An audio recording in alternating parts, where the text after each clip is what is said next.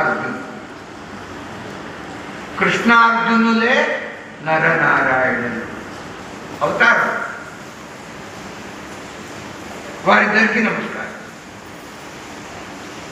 నమస్కృత్య వీరిద్దరితో పాటు నర ఋషి నారాయణ ఋషి. మీరు బదరీ వెళ్ళారనుకోండి, 2 కొండలు చూపిస్తారు.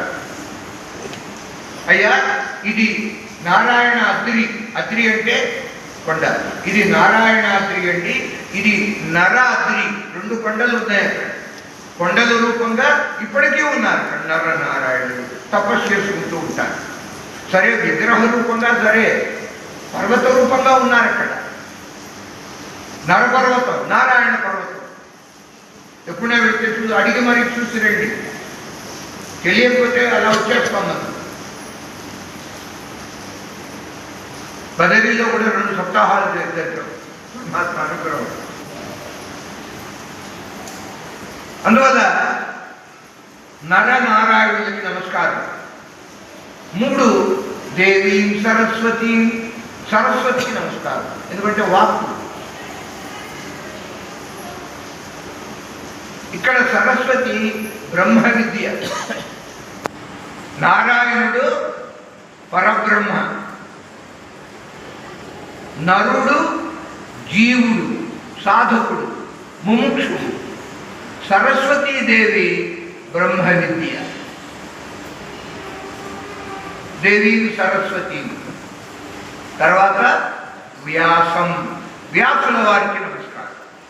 ఈ వ్యాసులు ఎవరు చూడండి, ఎంత గొప్ప శ్లోకము.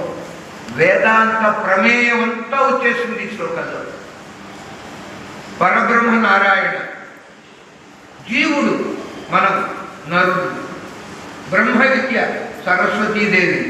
ఈ బ్రహ్మ విద్యను బోధిస్తాడే గురువు వ్యాస, వ్యాసుడు గురువు.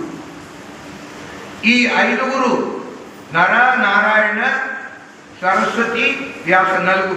ఈ 4 యొక్క అనుగ్రహం ఉంటే మనం సంసారం నుంచి బయటపడతాం. అదే సంసార జయం. అద్భుతమైన శ్లోకం.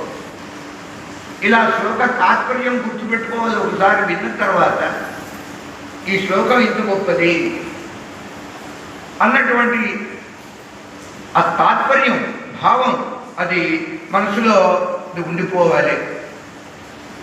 ఆ విధంగా ప్రార్థన చేశారు.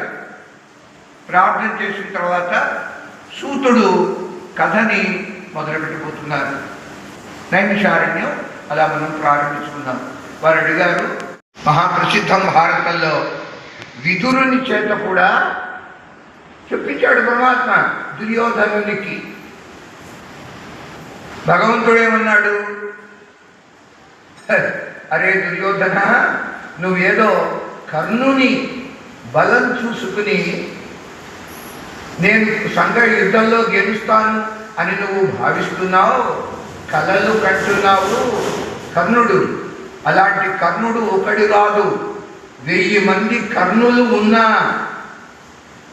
నీకు పరాజయం తప్పదు.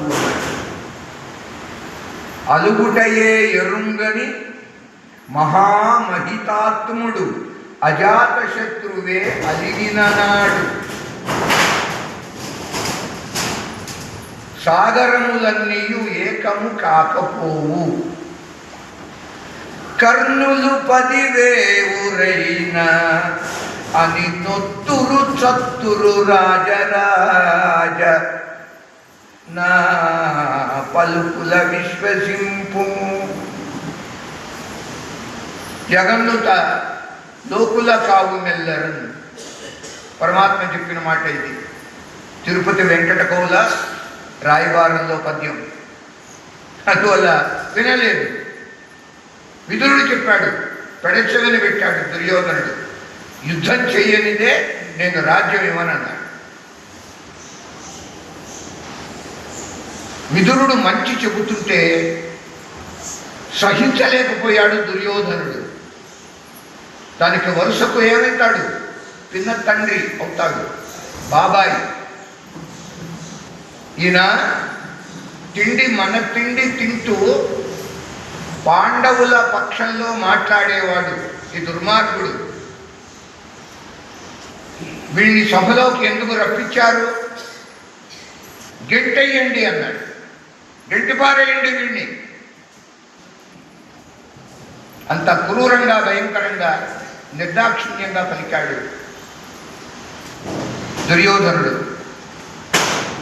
పాపం వినలేక విదురుడండి సభాభవనాన్ని వదిలి బయటకు వచ్చేశాడు. వీడిని గెట్టండి, మెడబెట్టి బయటికి గెంటండి అంటే, నువ్వు గెంటడం ఎందుకురా, నేనే వెళ్ళిపోతా. అలా విదురుడు సభని వదిలి వచ్చేశాడు.